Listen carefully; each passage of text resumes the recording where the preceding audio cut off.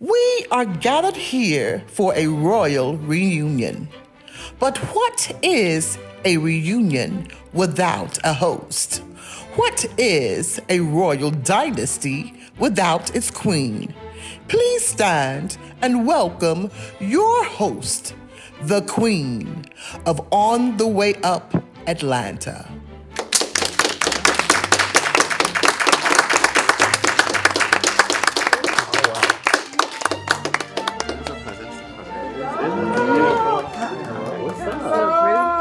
Oh, my babies look so pretty and handsome.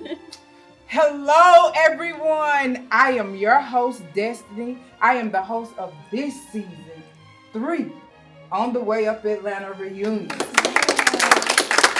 But this is not a regular reunion. This is a tea party, y'all. So sit down, relax while I get the tea. Y'all can sit down. How y'all doing? How y'all doing? You look good. Every last one of y'all look good. Y'all surprised? Y'all scared? No. You should wait. Look, see, you finna get a whooping all night. I ain't did nothing. It's so good to see y'all. All of y'all look so good. It's an honor to sit amongst all of y'all, and I consider it a pleasure to be your host today. Unfortunately, Phil could not be here for personal reasons, but we're going to keep that Phil energy here and alive today. I'm sure we will. But we're going to jump right into it and introduce the cast. The OG, Mr. Trey Morris himself. So how does it feel to be the last OG standing? It feels,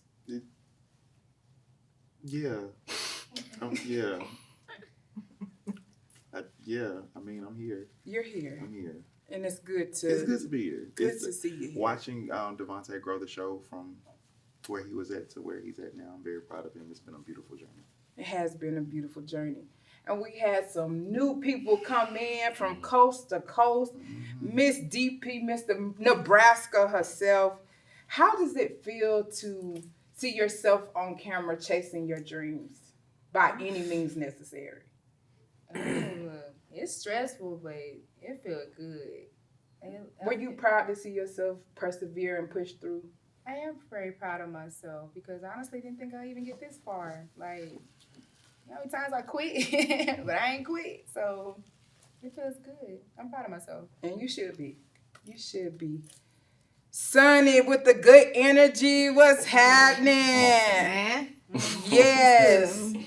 So we saw you land a few roles while filming. What do you think is easier? What is easier for you, film or showing yourself on reality TV? I would say, I'm natural, I'm authentic, I'm myself at all times. So I would say just doing music, that's where I'm the most comfortable. But, film, TV, and stuff like that, it's just me being me. And they love it. So they love me, I love them. Let's go. And keep doing it. Keep go. doing it. Keep being, you bring such a vibe and such an energy. Like, just being cool. You ain't even got to say nothing. You just walk in the room and I'm Sunny. I got What the can light. I say? Most people can relate. Mayday. Yo. The music mogul. So this is your second time around. So how does it feel to finally be working on your own album this season? Oh, it's a journey. It's a fun journey, stressful journey. It's a fulfilling journey. It's a tiring journey. It's all the above. So I'm happy to be able to have the avenue to do so. But with anything that you love to do, it comes with some struggles and stuff too. Yes, and a lot of sacrifice as well. All sacrifice. We see you several times during the season, flight to flight, Yeah. just coming here, doing things and flying out in other states and coming right back and That's doing right. something else here. So it takes a lot of sacrifice. So you're just amazing. You're amazing. I love it. I love your grind and your grit. I appreciate it. Ebony, hey, baby girl. How are you? I'm good. That is so wonderful to hear. So we saw you season 2. How does it feel being a cast member now? Honestly, I didn't understand how much pressure there really is because it's like Well, it's fun and exciting and stressful to live your dream, but then also have cameras with you. It's kind of like an obligation. Like, you know what? I have to like work harder. So that would you was say interesting. it's good pressure or Yeah, is it was a good agony? pressure because pressure make diamonds. So. You better speak. Damn. You better speak. Damn. Kamori, my love, how are Hi. you? I'm good. How are you? I'm great. That's good. It's good to see you. It's always good to be seen you. Hey. So how was your experience this season? My experience, I would say, was interesting. Overall, it wasn't a bad experience. I'm not gonna say it was horrible. I do wish that I don't think I got the full experience of being a part of the cast or really being filmed and telling my story. But for the little stuff that I was there for and things like that, it was fun. And you did such an amazing job. Thank you. With the When I show event, up, I Like show up. I went back and watched how you embraced Kayla, and it was so amazing. Like how you just made her feel a part, and Mhm. I gotta give you thanks for that. Thank you. I appreciate that. Thank you for having us, Mhm. DJ Songbird. Yes. How are you? I'm good. How are you? I'm good. It's good to see you. It's good to be seen and have I you. know. You're famous. Yeah, I do a little bit. So you were definitely on season 1 and 2 as a friend of the show. Mhm. So do you view the show differently now that you're a cast member? I don't view it differently as a cast member as I did previously. Previously, I was more of a fan than anything. But I understand being on the other side of the camera, what they see. And so just kind of, I understand the hold the mirror up to your face process now a lot better. So I've definitely it's been an interesting ride. You can't prepare yourself for it. You cannot prepare yourself. You can say, for oh, this. I can do it. I'm good. Mm-mm. I can show my life, and you realize, it ain't for No, it ain't everybody. everybody. It ain't for everybody. Mm-mm. Last but not least, Bando Kane, Brandon. What's up, Destiny? So now that you are a full-time cast member, what was your experience? How did you feel watching yourself back this season? Oh, I mean, it was some goods and some bads. I kind of cringe at some things watching myself back. You know what I'm saying? But yeah, it was pretty roller coaster experience. Definitely. It was a roller coaster, but I had some good times. Yes, we saw a That's lot pretty from good. you this season. Yeah, Got I'm to pretty see sure you you open have. up and a whole lot of other stuff, and and saw you with your music. Saw growth from you as well. Thank you. So with that being said, we all know that this has been one of the most dramatic seasons in the history of On the Way Up. Let's take a look.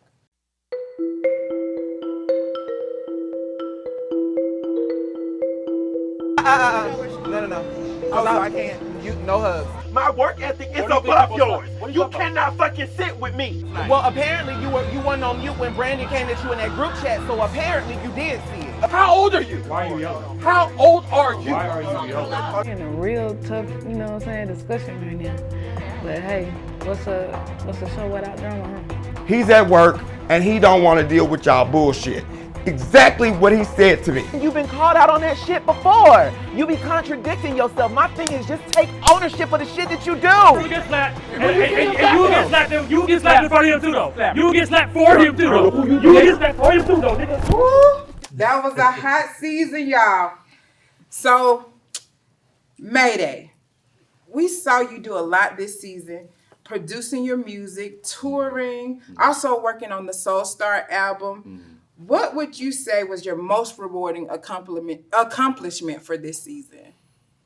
I would probably say just being vocal about like my relationship more so than my music, because I mean I've been doing music for a living for 7-8 years now, so I think everybody kind of knows that, but I think showing a different side of myself was kind of where I really wanted to be part of. And I got a chance to do that, and it was cool to watch back because I got to see some moments that I totally forgot about. This has been a long filming season, so so there's things I forgot about that I actually was like, oh yeah, I remember that. That was actually pretty cool. So I think that different side of me, hopefully people was able to relate to being. Do you as feel busy. like it's important for your fans to see that side of you as well, or do you feel like it's safer to keep something to yourself? I mean, it just depends on the person. You know, like yeah, you can keep it to yourself, but it's my life, you know, and it's what I'm really doing. And there's things that I sacrifice musically for my relationship, and things that I sacrifice for my relationships musically. You know, like so. Therefore, it's a trade off. So I wanted to show what who I am, because if there's certain reasons of why I can't be here, or I decide not to come to certain things, or don't want to do certain things, you can see the well-rounded portion behind why things are happening the way they're actually happening in my real life. So That's awesome. And it takes balance. It's very important. it's very hard to. And you definitely showed a balance this season. Sunny. So your music, it moves people in an angelic way. It's very like neo soul, but hip hop, smooth, sexual. Cause Sneaky Link is my favorite song. My favorite song. Love the video. How do you come up with inspiration for those songs? How do I come up with inspiration for them? I mean, really, like, experience is the greatest writer. So, everything that I talk about in my music, it's real, it's authentic. It may not be my story, but it could be somebody else's story. Sneaky Link, that's an experience, you know what I'm saying? And it could it just inspire, like, some real dope-ass shit. Facts. And, I get in there, I get in my zone, I sip my yak, and, smoke my love. And we get in that zone and we create. And, yeah, that's the inspiration. Experience. And that's good. That is so good. I love it. And the other one working with two names, Mr. Brandon Bendo Kane. What's going on? So we enjoyed, not just the viewers, but myself included, the song Nasty. Nah. So much that I made a cameo in the video, You making did. it You rain did. in the background. Making it rain. You- Bando Kane video shoot. I'm supposed to be here producing on the way up to Atlanta. But, he needed a few little extra people. They gave me the job of throwing this money. Look, there's plenty where that came from, baby. Making it rain. I didn't care. I was like, I'm here for him. So I saw your family gather around you and support you. How did it feel to have their support? You talking about my friends? Your friends, yeah. I've been riding with them for like 15 years now, you know what I'm saying? We've been knowing each other. Out of all my struggles, they've been there on the outside looking in, helping when they need to, and stuff like that. So, yeah, it's always a good time to catch up with them. That's great. And I know that felt good, to have your friends support you in that manner. I even saw where they also were with you when you did your first showcase. And it seemed like you was like, got my brothers with me. And it gave you that energy to persevere. I remember you being nervous. So Yeah, I was a little nervous. you was a little nervous, Yeah, I was. but you breaking out of it. You dope as hell. I I love appreciate that. that. I appreciate that. Thank you. Nebraska, Miss DP. So we get to watch you travel coast to coast, promoting traffic. yourself and your music and doing your thing. And it's just amazing to watch. But what made you make the decision to make Atlanta your stomping ground? Well, it really stems back from basically your hometown is not your audience. Like I seen that post, like your hometown is not your audience. I knew that I didn't really sound like them. I knew that I wanted to push authenticity. I got you, baby. I wanted to push me. I wanted to be able to show myself because I felt like if I got home, I couldn't do this. So first thing I did was book a job here in Atlanta and just kept on going. I loved it here. Every time I come here, I be happy. I love here because And it's always good. and to it's not have that far. I love to drive. Girl, you It's that far. It's not. far. It's far. Every time she says It's she like- coming, I'm I'm like, legit 5 hours away, y'all. It's That's not that's that far. Yeah. Look, But you got my enjoy music, got my, and and I'm good. Just- All right. So DJ, we saw you and your band do y'all thing several times this season. And I even had the pleasure of having you at my bridal shower, and I appreciate you for that. It was so amazing. For you. I appreciate that. But everybody always has the question, how do you choose your mashups? Because they're just so perfect. Well, thank you. I really listen to a lot of music. When I'm in the car, I'm always, it could be anything. It could be Whitney Houston. It could be Mariah Carey. It could be Parliament. and I listen to melodies, and so I'm oftentimes hearing other music that goes along with the original composition. So it really just depends. It's a feeling. I get it. I turn all trap music into church songs. Yeah, it's a thing. We used to do it when we were Sunday kids and we would get in service trouble. So yes, you turn these songs into gospel songs. It's like you ain't had no business singing it to begin with. It's just having fun with the music. And that's one thing about you. You seem to have fun when you're on stage. A lot of people don't know, but I get to experience a lot of y'all behind the camera, behind On the Way Up. They may not know you are as shy as you are. You're very shy.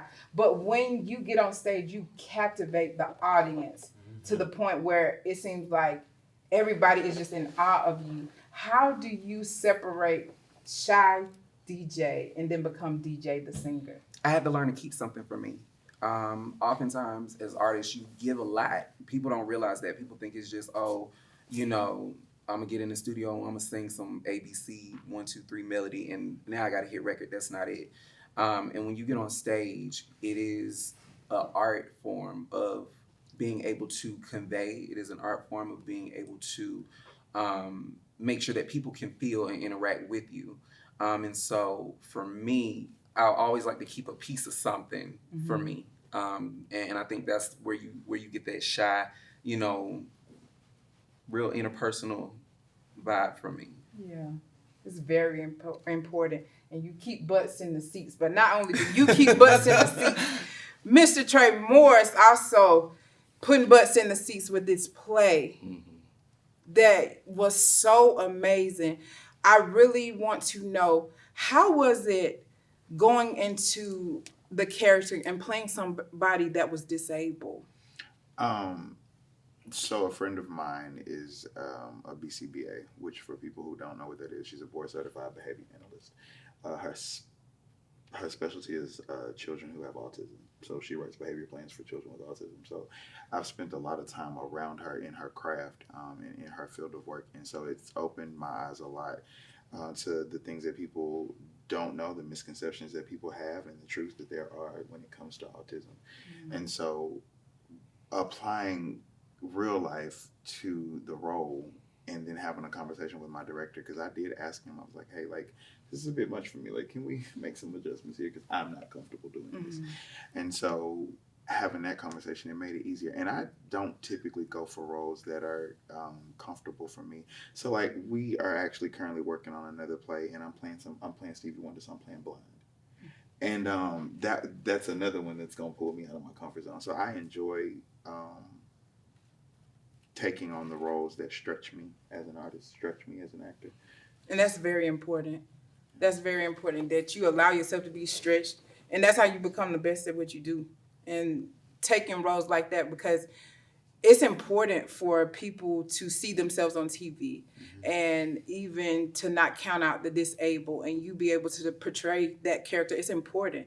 So I don't want for people to make that like a small role for you. That was very impactful for me to see that play back this season and to know the other line of work I do. I was so proud of you. Very proud of you. Miss Ebony, how are you, baby? I'm good. So Miss TikTok famous. Like, I mean, you post the most TikToks and I love them. And they're so funny and they're so animated. And I know you talk about later on in the season, your struggles of being out here and being denied, going through different auditions, but you continue to strive and post TikToks. How is it having a platform like that where you can still share your art? Honestly, I love using TikTok just to keep like the momentum going, because when you hear no so many times, you have to feel like that one glimmer of hope or happiness. I forgot what it's called. There's an actual word for this.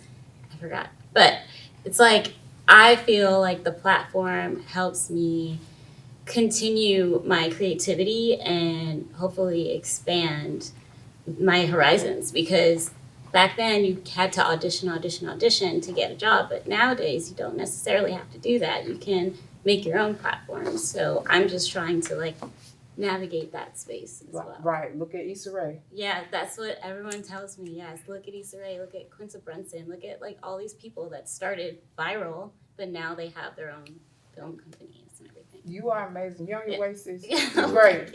I love watching it. I'm a fan. I truly am. Kamori, so we saw you do a lot of events this season, and one of the ones that stood out most to me was the red dress event. How did that transpire? Actually, so the red dress event, no lie, is something I got from back home. So I'm from New Orleans. It's so crazy because today is actually our annual red dress run at home right now. Unfortunately, I had to miss it because I had to be here. But yeah, so I took that idea and I was like, for me, it's like anything I do, I always want to incorporate a little of my city into it. So it's always going to be either our food, our music, or whatever it is. I'm going to incorporate into the theme or whatever. So yeah, so I just, my birthday was coming up and I was like, I wanted to do something different. And I did. I was like, let's do a red dress party. And I planned a red dress party. And it was awesome too. It was a me time. Did you have it designed or? Yes, my stylist, August Brandon, he designs all my clothes. He designed my look I have on today. He does all my looks. Shout out to August because you did that and the red dress. So, Kamori, also, let's talk about it. The show, I loved it. You also had a few of the other cast, Trey, Mark with the Q, on the show, and the show was phenomenal. Where does Let's Talk About It stand today? So, Let's Talk About It is getting rebranded. I'm actually really working on it to bring it back out again. So, Let's Talk About It will come back out. My goal is to have it out by summer 2024. That's good. That is really good. I'm looking forward to seeing it I am because too. it was lively. Well, you know, I'm very opinionated. If you watch the season, you know I'm opinionated. So, you know I'm going to talk my shit. And you do. And you do. Well, let's take a quick break and we'll be back really soon to sip more of this on the way up tea.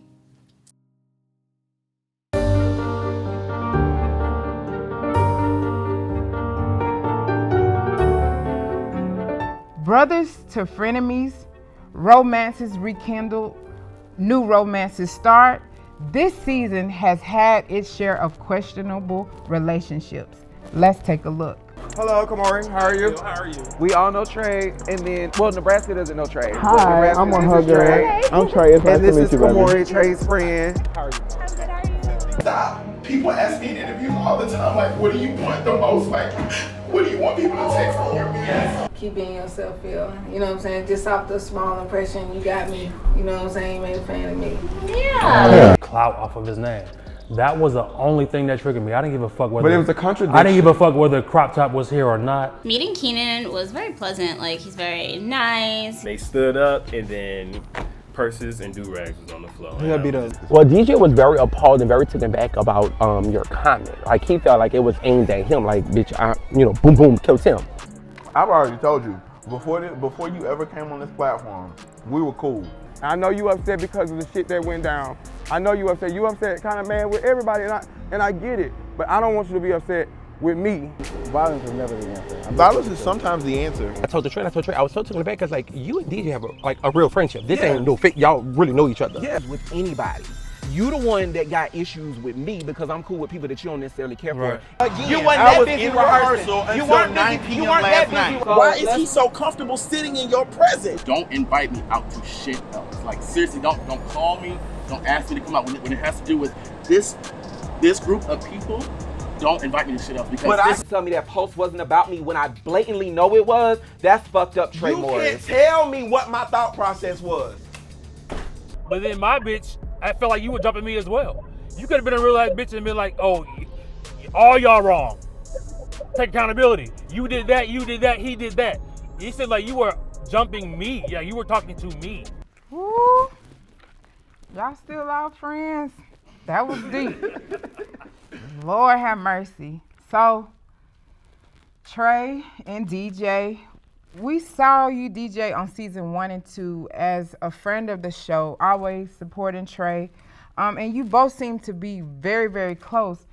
But Trey, it seems as though you and Kamori became best friends this season. So what happened with you and DJ's friendship? That's not a question you have to ask me.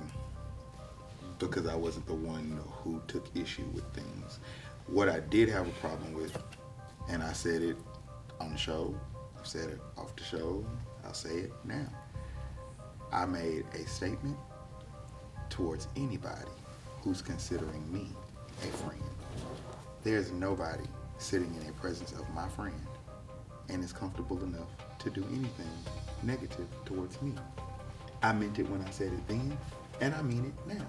And it wasn't directed then, it was general then, and it's general now. I wonder if it applies to you though. What are you talking about? Just what I said, because if you can sit up here and say, oh, well, nobody's gonna sit in the presence of my friend, and yeah, does the same apply to you? Because it seems like you got all these rules, but they apply to everybody else around you except for you. Who sit around me and talk shit about you? You hang with people I don't like. Let's be very clear, and have for a while. And I never say nothing, because I'm grown enough to go in a room with people that I don't necessarily care for, and I can still be, hey, how you doing? How you doing? And going about my business. You want to know the difference though? You might not like them, and they might not like you. I don't fucking know it on either part, because neither one of y'all say anything. That's the difference. So I'm sitting here asking you who, because I have no idea who you're talking about. Okay. So, you never do. Ebony, you hear both of them saying that they both have their opinion on how a friendship should be carried. Do you feel like it's immature to ask one of your friends not to be your enemy's friend because I don't like them or you shouldn't be around them? I think that's situational, me personally, but I feel like I understand where Trey's coming from, where it's like, okay, if they don't like you, I don't know it because I'm not getting that energy, or I'm not like, we're not talking about things that would get things heated. But on the other hand, if DJ is Trey's friend, like, I don't see why he would do anything to jeopardize that. I don't know. That's my opinion. If me and DJ don't talk about you. Can I ask Ebony a question? No, I got the questions. Oh, okay. I got them. Not a topic at all. So. Nobody was talking to you. Keep talking to me. I'm talking to you. All right, you can both be quiet, and we're going to sit up here and act like we got some sense, and we're going to get through this reunion. It's been played out. We know exactly what happened. We're going to ask the questions, and we're going to get through it. Because what I'm not going to do is do what they've been doing the last two reunions. We're not going to do that. We're going to be adults, and we're going to have adult conversations. And I'm going to get the perspective of everybody else, because sometimes it's your peers that will let you know that, hey, it ain't really what y'all thinking. It ain't what you see. So that's what we're going to do. That's why I asked Ebony. So I'm going to ask the questions. All right, here we go. So, Jay the Gentleman, when you were on the show, you alluded to the fact that it's more than just the post that is severing your relationship. Trey and I went through a really, really rough spot in our relationship, where trust was broken, and there's still some aspects of the actions from Trey that I'm still trying to recover from. With what it was that happened, it was a pretty egregious thing. He didn't fuck your man, did he? Jay. I mean, I'm here to ask the question. He ain't fuck your man, did he? Listen. Okay. Okay. So why did you wait for the show to have all of these feelings, or was it a trigger after seeing his post that made all of the other feelings from the past rise? So I think it's a few things. I think for starters, I think that was a trigger. But what I want people to know is there's a whole backstory, and I'm not gonna go into full detail because we'll be here all day. But there was a situation that really caused a serious rift, and I don't know if Trey realizes how deep of a rift. Granted, you know, I did give some push through for that, you know, but at the same time, you think you know a person, and you think, you know, a person really has your best interest, and you think, oh, they're never gonna do me like that, you know. And when you find out that they actually will do you like that every single time, yeah, it's been a few things that have caused a rift in our friendship.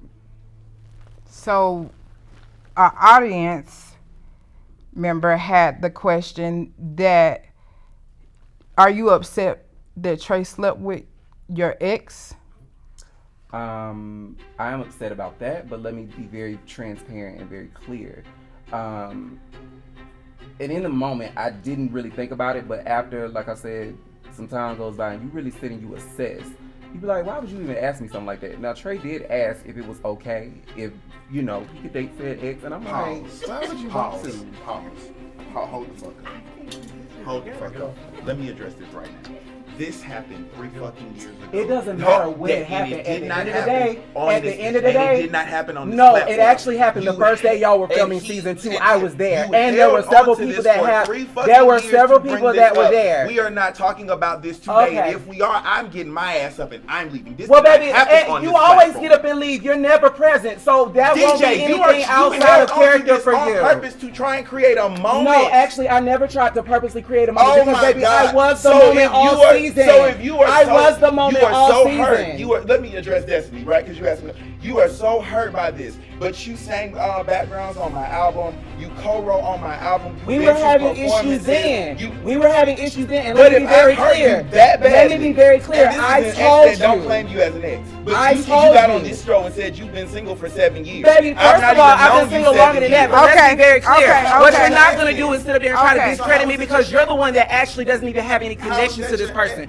So that person saying that I wasn't even a non-factor, baby, please, you were never a factor because clearly they see you as a we were literally just fucking. I'm sure. I'm sure. Okay, so if y'all were just feeling, if y'all were just fucking, I got a question. If y'all were just fucking, why did you feel away? Why did you feel away that they came to the club with somebody else that wasn't you? And you were texting me about it. Let's be very clear. All right. Okay. Come on. That's what I'm talking about. That lack of accountability. I'm not doing this. Let's bring it down. Okay. I'm not trying to create a DJ. You create a. You always want to be the moment, and you always miss. Hey. When she say all right, y'all stop and let her continue. All right. You won't get into creating a moment. DJ. So, I'm gonna just be honest, and I want your opinion. Your opinion. Do you have a conversation with your best friend what's off limits and what's on limits? Like, hey, this is just a fly-by-night type of person. It did. Or you let it go because you didn't have the conversation, so it was a misunderstanding. So DJ, if he didn't have that conversation with Trey and made it okay, was it okay? So you're asking this person? Yes, I'm asking you. So I'm going to talk about personally because I talked to both of them about the situation one-on-one and heard both sides of the story. I'm not going to talk about it in general. For them both, I think a conversation should have been had. I told DJ, your thing is, if that happened when it happened, if you gave somebody permission, if I came to you as an adult, we're grown now, and I said, hey, I might be interested in this person. If we're friends and you tell me no, friend, I don't like it, cool. If you tell me go ahead with it, what's the problem? You can't tell me do something and then 2, 3, whatever the timeline is, say, oh, I have this energy or this feeling because you did that. I came to you like an adult and asked you, hey, is it okay for me to do this? Now, if y'all in y'all friendship, like I have my friends, so we in our friendship, bitch, if I slept with them, you can't touch that. I don't care if it's a 1-night stand, 2-night stand, it's a quick pump in the car. It's a conversation. If it was in me, you can't deal with it. Right. And that's how I handle my friends. If y'all had that conversation, DJ, and you have admitted on camera, you told them it's okay, go for it. Mm-hmm. Maybe it's me, but I'm missing what the problem is 2 or 3 years later. And again, I know everybody want to say, I always take off a tree. Mm-hmm. I get that. But I'm just because I told you, me and you talked about this, so that's why I'm really mad the conversation went this way because your energy is really different from me and you talk. Yeah, and I'm gonna tell you this. So, just taking full accountability, I'm glad you brought that up. Thank you. So, granted, I never should have said I was okay with it because I never was okay with it. I just don't rock like that. I feel like, you know, when it comes to friends, there are certain things that are just off limits. know. You should already know. Being that you should already know, you should have never felt comfortable enough to come and ask me no shit like that. Now, So I got a question. Why is it that you continue to be his friend? Because after that, it says, show me once, shame on you. Show me twice, shame on me. Well, it goes So back you to what I continue, said. you continue to support him, and then what I deem to see as a small trigger, a post sent you overboard. So should it have been a conversation outside of the on the way up walls? Like it's not just the post. It's everything. It's a few things. It's all these small little fires that have now become this big forest fire, and ain't nobody got insurance. So another thing that I want to point out, y'all brought up, you know, we should have had a conversation. There have been several times I've attempted a conversation. I attempted a conversation right before the show aired. I attempted during the season, and even prior to, there were attempts. But you can't have an attempt when somebody don't show up, and we've seen it all season. We see it today. So I mean, you can't have a conversation with someone that's not willing to show up. You can't have a conversation with someone that is not accountable for anything. You can't have a conversation. Okay, so with wait, someone I that's need to not rebut willing on that a little bit. Let's play tennis ball with that a little bit. Mhm. Because you can't say that because, like I told you, you can't tell a person, if you hurt a person and already done a disrespect out there and put it on TV, you can't tell me when it's okay for me to accept your apology and when I can talk to you. Correct. You did the damage and put it out there already and talked about your friend. Well, see, and you I- have to take accountability for that, DJ. I'm sorry, no. I can take you ownership put of it that. on there. I can take so ownership you of that, talked but I- about me on this platform and brought something I wasn't aware of in our friendship to a platform, and my feelings are hurt. When I'm ready to talk to you, that's when I'm gonna talk to you. You can't get mad and say I'm involved in a conversation. My feelings are hurt. You're my friend. You said this on a platform. I don't want to talk right now. And I can accept And me that. and you have said this. So it's. I can yeah, accept that, but I will also say there was damage done prior to this. So I will say this. In some cases I'm willing to take full ownership. I'm wrong, but at the same time, I just feel like it's steady boiling because y'all not trying to have that conversation. It's not if y'all. I was in Trey, not y'all, you know what I mean. But if I was in Trey's shoes and my feelings was hurt because you done blasted me out like this on a platform, I'm finna just go ahead and cut it off right then. Like obviously we're not friends. Let's go ahead and nip it in the bud. Instead, y'all didn't do that and y'all steady boiling up. Like it's obvious y'all not real friends. It's Right. Okay. Friends come and go. And It is what it is. It comes to a point where people have to start being honest, and Yeah. and this is what I feel like. A lot of this struggle, watching it from the outside in, is people struggle being real because everybody says I'm so blunt. I'm gonna say that you're not blunt. You're not real because my issue is if you're gonna be friends with somebody and they're gonna do something that you don't like, your first mistake, which is whatever happens on you, is saying that you're okay with something that you're not okay with. Anything that happens after that is all on you because you shouldn't have done it in the first place. On top of that, to support and be under somebody and stay under them and be their friend and be cool with them all the way up until something boils over shows that there is no real genuine friendship there because that conversation should have already split up in one way. Either we're gonna be friends and I'm actually over this and I'm done with it, or we're not gonna be friends at all when we move our separate parts. Because some reason there's a disconnect between we still have to be friends and I don't understand. Y'all that hold on portion. to that piece For of what? hope. It's gone. And then it ended up looking like an intended motive. Yeah, and So that's the thing for that I him to wasn't say about. That wasn't that. for him to say, for you to bring it out on this platform, you view it one way, he views it another. He's not wrong. He's not wrong. And if you are friends, it's definitely a conversation that I feel like y'all could, I would hope for after today, maybe have, because if y'all are real friends, it's time to have that conversation because you letting a lot of small fires just go along, like you said, and nobody's putting them out.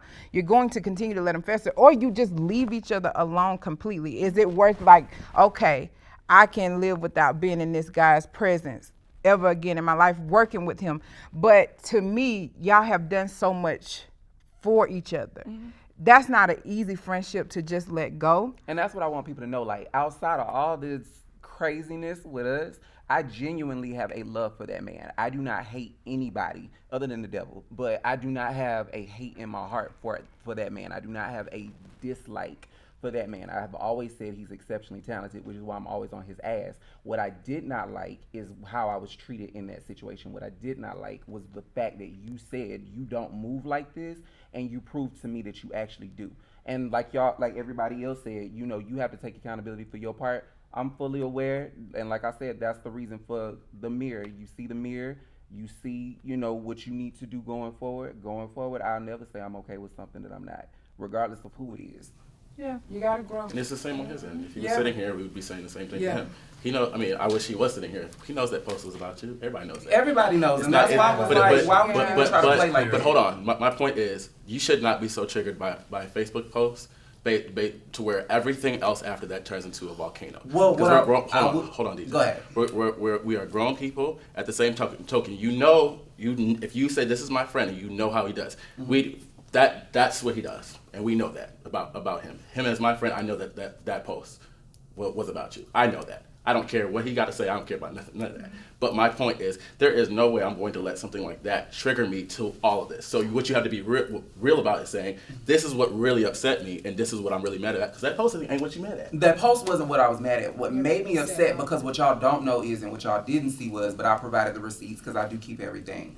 After that post was posted, I sent him a text message. I called him first. He didn't pick up, so I sent him a text message. And I was like, sir, do we need to have a conversation? You never said anything to me about it. And then when we did have a conversation, it was like, oh, well, I wasn't responding to any text messages the day before or the day of because I was trying to prep for my show. But sir, you had time to go back and forth with Brandon. And then we saw in the second part of the finale, we literally saw you, 1 minute is, oh, well, I'm preparing for my show, so I don't have time to go back and forth with anybody. But then it's like, oh, well, I was getting into it with somebody that I was quote unquote talking to, so which is it? And that's why I was saying, like, it's a difference between what you say and what you do. My thing is, in that situation, you easily could have had a conversation with me. We could have dissipated it and life would have went on. But you didn't do that. And then when I saw you at first, like, the first thing I saw was, oh no hugs. We can't hug, we can't kumbaya, we can't sing a hymn, nothing. Because what we need to get down to is this post. Now, granted, I could have had that conversation at a different time because I'm always the one like old time and place.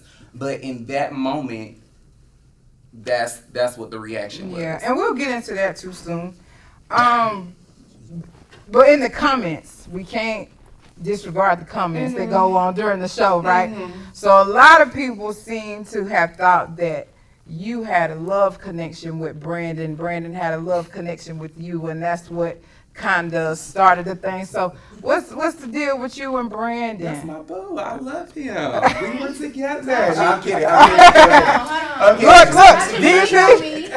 No. But honestly, like, me and Brandon, really and truly, we were never supposed to be this cool. Like, we're on an ensemble cast, so I was going to have to interact with him. But really and truly, the initial way that I even started interacting with Brandon was because I was trying to figure out what's your beef with my friend, and how can we get all y'all on the And same he page. was on my ass a lot about the Trey shit. A lot of My that stuff antics y'all and need shit, to see. he was on my ass about that.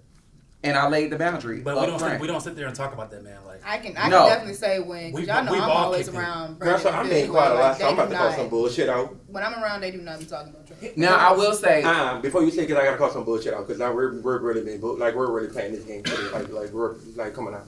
All right. So the reason, so DJ, why did you take Trey post so offensively? Right? Like, why did you take that so offense? Because I knew it was about me. And how did you know that it was about you? Because, so, the context was, there's no way that you can sit in my face and call yourself my friend, but you're sitting in the presence of a motherfucker who makes memes about me, so on and so forth. And so when I did a process of elimination, I was like, wait a minute, do we need to have a conversation? But DJ, did you really have to do a process of elimination? Because you knew that it would be about you. So I'm going to spill the tea on here to let it be known. Your play was the week after the kickball game, correct? Trey? A couple weeks after. Okay, so boom. When we left the kickball game that DJ put on, I received a phone call. The phone call is like, hey, me and you are building a friendship. I just want you to know I have sat down with that man. He has talked about you and talked about Trey. I say, have you told your friend Trey yet with the pictures and everything he made about? Because he said they sat down, Brandon showed him all of the collages, everything. I say, Trey is your friend. Did you call your friend and let your friend know that? I say, because now you put me in it. So now I'm going to give you a few days to say something. If you don't say anything, I'm going to have to tell him because that's fake. Mm-hmm. I don't ever want somebody I call my friend to be comfortable to sit at a table with somebody and they're showing you collages of me in a douche bottle and Let me saying throw what they're this- saying about that. let me So add this on. you knew it was for you because you knew that's exactly what you did as a friend. You still sat down with that man and allowed him to talk about your friend. Well, hold on. I want to add on to we're that. taking accountability and being grown. We're going to tell the full story of it then. Because I take my part of it. I'm the one that told you. If you don't say anything, I'm going to tell Trey that you were sitting at the table. You're not. And when Trey called me a week later And I said, hey, have you talked to DJ yet? He said, no, I haven't talked to DJ. I said, so DJ hasn't told you what's going on? No. I said, well, let me tell you what's happening. This is the phone call I got. This was Soldier the Collage made about you, and this is what happened. So I let my friend know. Okay, I'll let you come in on it. And then I just want to add on. So the reason I never said anything to Trey about the collage, and I think I told you, is because he was like, "Don't tell me nothing. I don't want to know nothing." Y'all saw it on camera. That ain't what I said. That's not what I said. If we're gonna quote me, let's quote me accurately. The point that was made. If we're gonna speak about Trey and Trey is sitting to here, that, and that's the reason. That ain't what I said, though. That I did not. It ain't what I said, though. But you're misquoting me. That's what you told me. Trey told, because you say I don't think I should, because Trey told me don't hear about it. Right. I say if he has made collages and you know it's coming out, as a friend to say, hey, you might not want to. I'm letting you know. This boy did But that, I and that's never it. once said not to tell. I said told don't me you bring. said, I Hold didn't know. I on, wasn't right? there. But It's this on has been a camera. narrative all season. When what the conversation was, don't bring that goddamn bowling alley up to me again. I don't want to know shit else about it. That was literally what we talked about. I don't want to hear about Phil. I don't want to hear about this bowling alley. I don't give a fuck. Brandon's name was not in that conversation when we walked down that alley. Well, let's move I did on. not address Brandon. I said, do not bring this bowling alley up to me again. Production can roll the goddamn footage. I'm so sick of this being the fucking narrative. I don't have no interest in nothing Phil got going on. You don't need to bring him up to me. You don't need to bring this bowling alley up to me. I promise you, I looked for a fucking, couldn't find one to give. I don't have them. It was on the credit card and that's maxed out. So baby, I ain't got it. Moving forward, what else going on? What you got going on? Always shame. It is a big misunderstanding, but you walked out and we had questions for you, and I'm gonna allow you to answer this question and this question only. And Trey, we saw you support other cast members other than DJ, and we saw him support you seasons prior. What's the lack of support there with you and DJ? The reason why you can't show up to his events, and that might be, is that one of the small fires? That's one of the small fires. And you didn't hear everything else everybody had to say, which is so unfortunate because you had people in here trying to decipher your perception of the conversation, his perception, and came to the conclusion y'all good friends. And if y'all were good friends, a lot of this stuff should have been hashed out away from the camera, off of the platform. But hey, it's been brought here. Hold on, so let me we're gonna talk address about something. it. Let me address something that you just said. If we good friends, this is something that should have been hashed away from the cameras and off this platform. And that is exactly what your peers So said. let me, because this whole you slept with my ex and that narrative, and there's a whole argument, breakdown, fallout, makeup, apology, and conversation that took place between the two of us before a camera ever fucking rolled at Matt's house, before we ever got into it about any fucking thing. So that's why I said I'm not addressing this on this platform, because you purposely brought it up here. It never would have been, nothing about that would have ever been addressed here had you not said anything about it. You purposely did that shit. So no, a good friend would have addressed something off camera and away from it if they really gave a fuck about some making up, because we'd already had an argument, a fallout, an apology, and a makeup. But you want to bring this shit back up. We're not gonna go there about care. So don't give me that fake bullshit about that. So it is not that there's a lack of support or a lack of anything. Y'all have seen me have conversations with Matt multiple times over the course of the 2 seasons that he's been on the show about me not being able to come to stuff or him not being able to come to stuff. I had my signing party. Matt was even on tour and surprised me, and I didn't think he was going to be able to come. This is not all of my friendships. I don't expect my friends to always be able to show up. They're my friends, not my fans. But There's you a treat us like difference. your fans. So it seems like that You treat us like your fans because you always want us to take pictures. You always want us to do stuff for free. You want us to come do backgrounds for free. You want us to promote for free. You want us to do all this shit for free. Okay, You hold do on. that. Whoa. Wait. Whoa, Wait a You minute. do that. Wait a minute. Whoa, All right, stop. Cut it out. Because I had, hold on. Wait a minute, Trey, because I got a question for you. You walked out, so I'm going to get these questions out. Oh, God. So you seeing your peers here, whoever has supported you, come and support you, and you've supported a few of them. How do you gauge support? Like, how do you think, okay, this person's been there for me for this many shows, I need to go and maybe sing background for them for this many shows? Do you feel like that is there just them feeling like you're not there, but you feel like you're there enough? I think that people do what they want to do or what they are able to do. And I don't hold my friends to how many shows that they can attend or how many things that they can or cannot come to. That's a lesson I learned a long time ago, because you can invite everybody in your phone and it'll be the day of, and you're going to get 50 text messages of why they came, what came up, what happened, and what, when, why, where, and how. You cannot automatically assume that your friends are always going to be the ones that are going to be in that audience. My friends show up when they are available to show up, but I'm always getting encouraging text messages. So I'm always throughout getting a phone whole calls. year plus worth of filming, you mean to tell me that you did not have time? You mean to tell me that you did not one time? But since we're talking about people do what they want to do, so basically, like I said in episode 2, just say you ain't want to come. That's not true, Ebony. That is true. Actually, Let me you had your rephrase album that. release. It I came to appears your to be album not release true party and because left that's because I what had to you go to work. gave. Did I not? Still showed up, and I was working when I got there because I've been doing ride share all day, and I have no problem telling people that I do Uber because I quit I do 1,000 too. plus a week doing Uber. I had just come from doing Uber, came to your show, and was like, "Hey y'all, I'm coming. I'm gonna be here, but I still got to go to work and work overnight." Did I not? Yeah. If I cannot be there, it's for a reason. I have literally no reason to not support him when I cried in his arms after I opened for Michael because of the support that I received from the people in the audience. It's bullshit to try and peddle that narrative. It's not true. Okay. As far as So I'm just mad. So ladies and gentlemen, y'all have heard it. I'm just mad for no reason. Cool.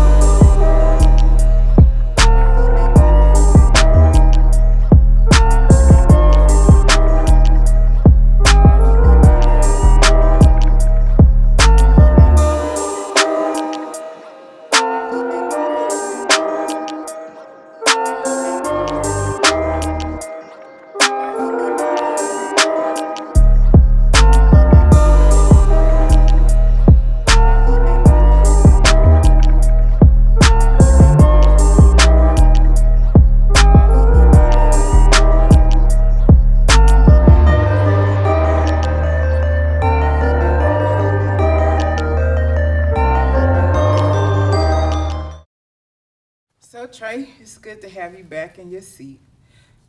So when you left, you seemed to be upset that DJ brought your ex to the platform and what was going on with the ex. But you were the one that introduced the situation through text message with the whole group.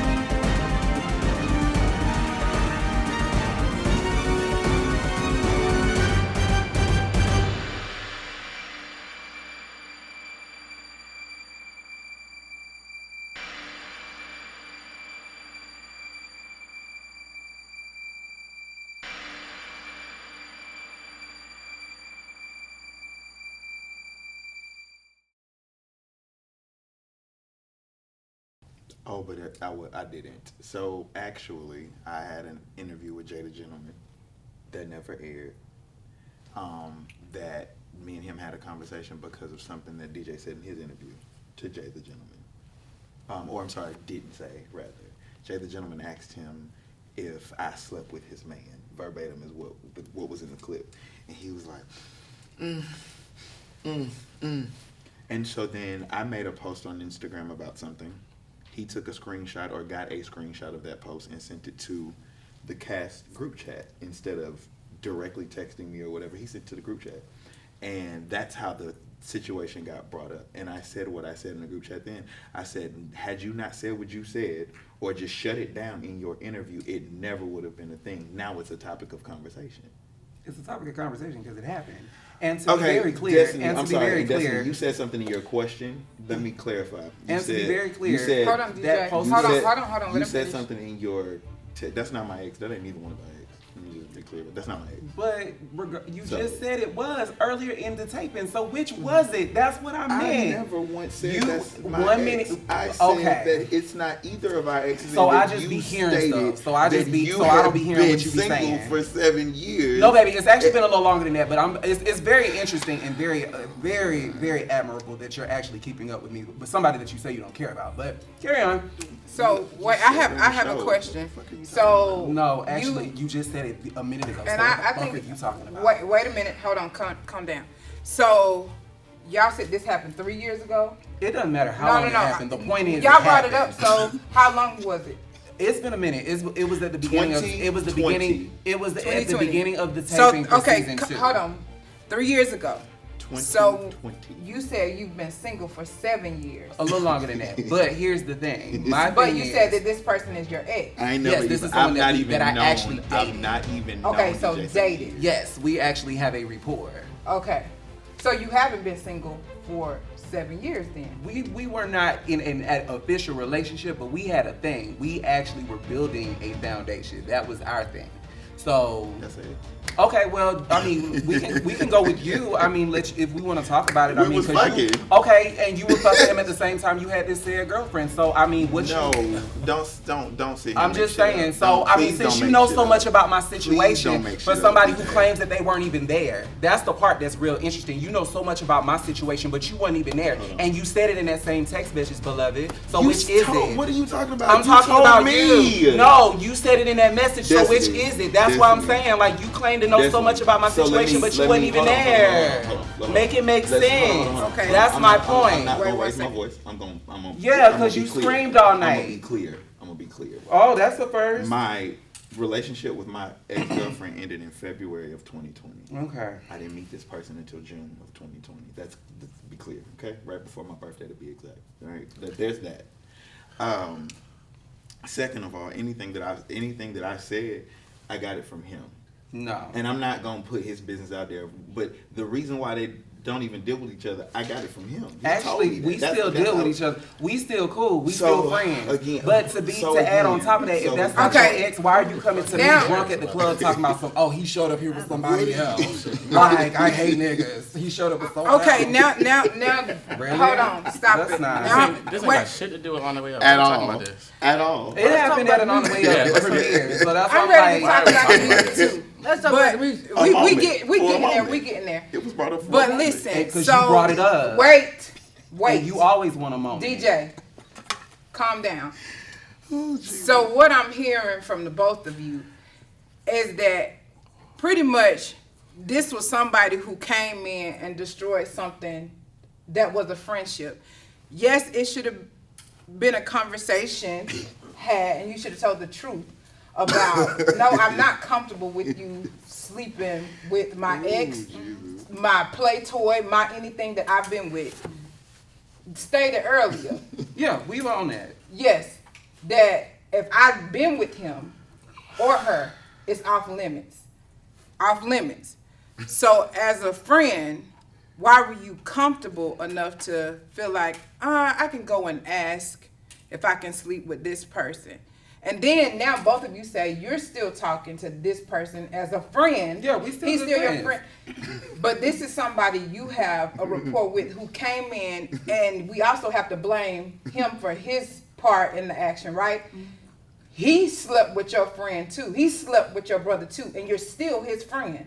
But you're not so upset with him that it's all out there and you're putting the business out. So are y'all truly friends, or is it just easy to have that title because it's just certain things that I feel like when you call somebody your friend, your brother, that you would not do? I don't think that's a question for me because I will say, granted, even though I have not always handled Trey not in the nicest way or in the proper way, some of the stuff that Trey has done has just been simply egregious, and I would just never do that because that's just not how I roll. So that's a question for him. Well, all right. We are going to move on at this moment. We're going to take a quick Praise break, God. and we'll come back with more of this On the Way Up Atlanta tea. And scene. Brandon, you and Phil became really close during the time of this season, more like brothers. Are y'all still friends today? Yeah, of course. Definitely. Always gonna be friends. So how important was you to build that friendship? I know you opened up a lot about not being as close to some of your biological family friends and making friends and then, having to separate from them because of what you went through at a young age. So how important was you to make a friend in Atlanta with someone like Phil? So, I mean, it's always good to make a friend, you know what I'm saying? Like, I'm down here by myself. I don't have no family down here and stuff like that. So, and I adore Phil. I adore his mom. His mom is like a second mom to me. You know what I'm saying? So, I mean, it's just lit. I love Phil. I love moms. That's nice. So some people think that it was a motive for Phil, and I'm gonna ask Sonny this question: a motive for Phil to become your friend, to always have somebody co-sign for the things he felt about Trey. Do you feel like that was the start of their friendship relationship off of something negative, or do you, when you're viewing the show back, you see true brotherhood? I don't know what the hell they got going on. I honestly don't give a fuck. So if they, whatever they call, I don't know. They could be still having sword fights. I don't give a fuck. Sword fights? Is that how it works? All right, Ebony, and we also saw you create business friendships with some of the other people that were friend of the show for On the Way Up. Keenan, you two and Chauncey seem to have become close. You work together on a few projects. How are y'all today? What's your friendship like today? We don't have like a very close friendship today, but I think there is room for that possibility because they seem like very hardworking people. They're very nice, genuine, at least to me. So I do look forward to see what that could blossom into. So more like work associates. Yeah. And still networking, getting to know each other. Yeah, like I don't. Y'all weren't best friends. No. Okay. But I mean, I don't have a problem with them at all. Yeah, you so lovely. You just make everybody feel like, oh, she's my best friend. So that's what we saw on the show. So everybody like, oh, they're best friends. Where their relationship going? You are so sweet. Yeah, I mean, I just try to be nice, and it's all about vibes. Mm-hmm. Nebraska. What was the name? Brandon. Yes. So y'all had a whole little clique going on, and you also seem to have grown close to Brandon and Phil. But do you think the drama kind of kept you away from building relationships with other people in the cast? No, because I don't have a problem with nobody up here. It's just that, being around everybody, my vibes just linger more towards Brandon and Phil, and even DJ. Like, them ones I be with the most. They're just more my vibe. I'm more a little humble, more a little chill. I don't know. We get along really well. Now, do I want to get to know everybody else? Of course. Me and Sonny talk on a regular. Kamara, he promotes, so of course I want to get to know him even more. Even Trey, Trey ain't did nothing to me. Right. He ain't did nothing to me, so there's really no problem. And especially if they squash it. Like, y'all squashed it, just, because I ain't gonna cap, I feel like I'm the monkey in the middle. I do. Mm-hmm. I feel like I'm the monkey in the middle, and it's not a good feeling. But that's not stopping me from talking and being cordial and getting to know anyone else. Yeah, I would definitely say you two had the job this season of being the peacemakers and always trying to bring everybody together.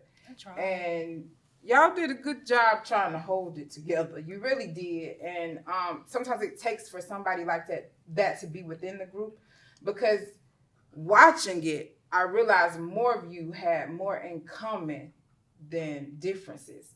And if you would have probably just sat with each other and got to know each other in other circumstances. I feel like we really could have been did that, but like the drama itself was just lingering and just overshadowing everybody's situations. This show is about us connecting and literally networking, bringing y'all people in, bringing my people in. Let's find new people. We supposed to be coming up together. That's the whole purpose of the show. So the petty drama, look, I don't care for pettiness. I don't do extraness. Like, so something this small, I would have been cut there a long time ago. Then like me, especially where I'm from, I don't do that. And all that internet, hey man, you got one time to disrespect me, and we just gonna duke it out. Now we be friends after that, all right? But at least you know not to play with me, right? And it's that on that.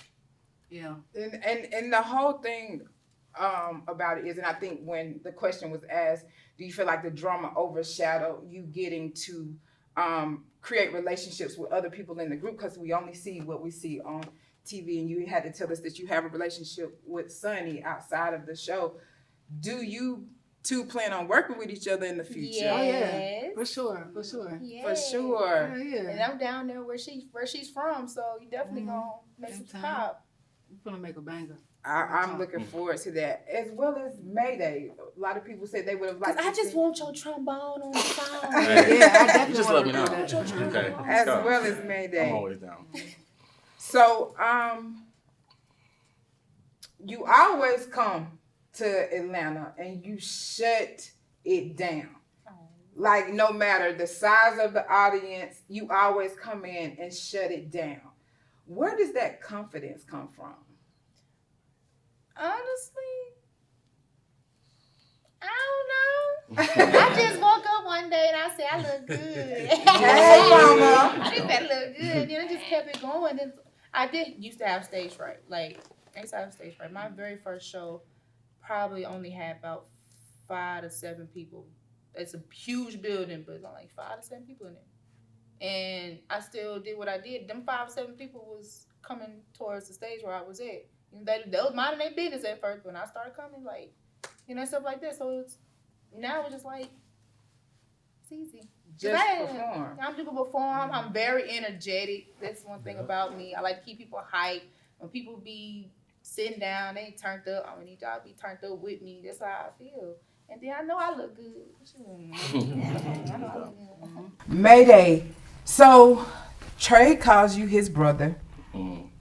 But regarding your video shoot for your website, with Trey being an artist, why didn't you ask Trey to be there?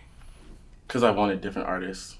I wanted it all to look a certain way. I wanted it to be a certain way. I had a vision for it, and he wasn't part of the vision. So I don't think, we have, just as artists, I don't think that everybody has to be included just because of friendship or for anything, because we can support each other on opposite ends of the spectrum, and I can do my thing, he can do his thing, which we're very different. We also don't make the same type of movie. So for that vision, I had very specific people who I wanted part of it, and I stand by that. Right. You check creative control. Yes. Right. We gotta learn how to separate business and friendship. You understand what I'm saying? Because if I was to count on all my friends to be there every motherfucking time, I wouldn't be where I'm at today. Right. You understand what I'm saying? I know they support me, but we all got our lives at the end of the day. This is my dream. I take control of it. This is what I want to do. If you cheer on, if you're cheering for me, kudos. But there's thousands and millions of more people who don't know about me. Right. And you know what I'm saying? Those people that's showing up, they finna fuck around and find out. You feel me? Hey, So that's what on I it. bet on. You know. I think, Fuck around, find out. I like that. I'm putting that on the t-shirt. I think people get confused. It just really comes to a portion of having to be like real and authentic, and there's a certain things, especially when it comes to association with the group. I still like to have my individuality, and a lot of times I don't always want somebody from the group to be part of it just because we have to, because we're gonna have our moments where we're gonna get together and we're gonna do our things, but sometimes I still want to be myself outside of our friendship. We talk multiple times a week, almost every day. We have each other's location. Like we're close, but we don't have to. I don't have to include him in every single thing just because we're like that. That's just not how it works. And I'm not sure. I'm not sure we need to work together. Let me have somebody that I can go to away from work, like that I can bounce stuff off of. Like, all my friends don't always have to be involved. So I'm like, I'm with Sonny and Mayday. Like, give me the damn strangers. Them the people that need to hear me. Or they ain't never heard of me before. That's right. Y'all gonna get tired. Y'all gonna get saturated.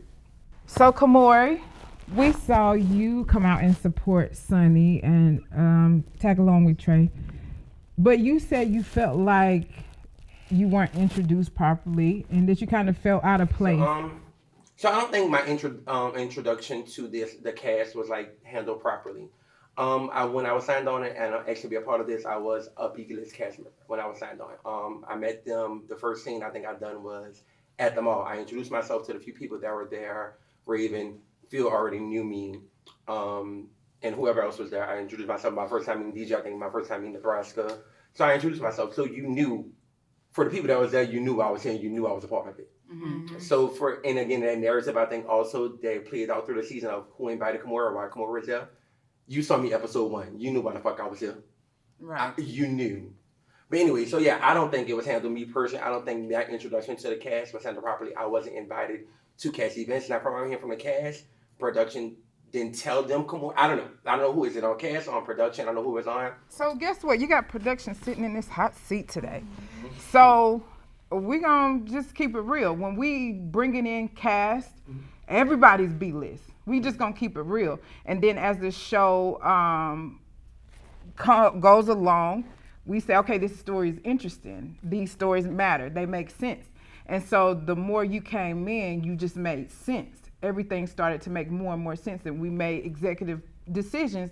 He's good for the show, and you belong there. So we didn't have to send out a memo and tell everybody this is your new cast member. As long as we keep telling you to show up, you show up. But still, that's the problem was I wasn't being told to show up.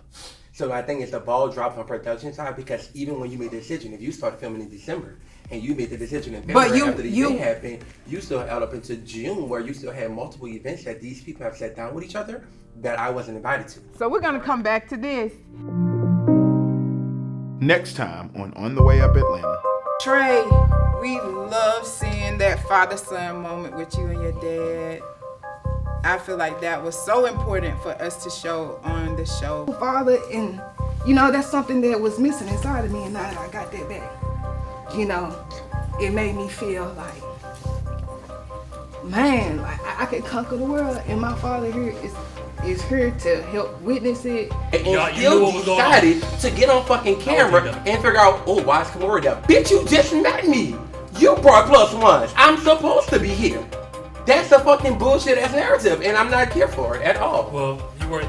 I say what I said. I'm done with that. You go go back to the next question because we're not gonna. You can go. We were told he wasn't part of the show at first. Oh, that's what. So again, so it could be part of the thing. You probably was told that, but then he told you in your confessionals, I'm here. So when you saw him here, but you still went ahead and kept doing it, right? Wait a minute. You still went ahead and Hold on. Wait a minute. Let Nebraska speak. I just want to know, because I'm a little nosy. So since Trey didn't go, like, who did invite you?